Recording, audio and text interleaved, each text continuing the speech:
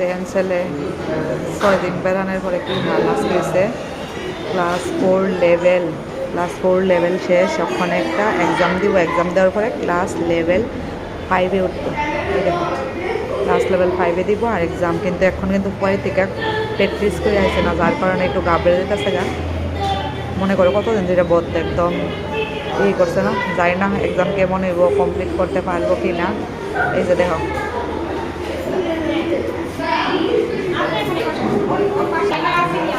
এই দেখুন ম্যাথ কেমন লাগতেছে।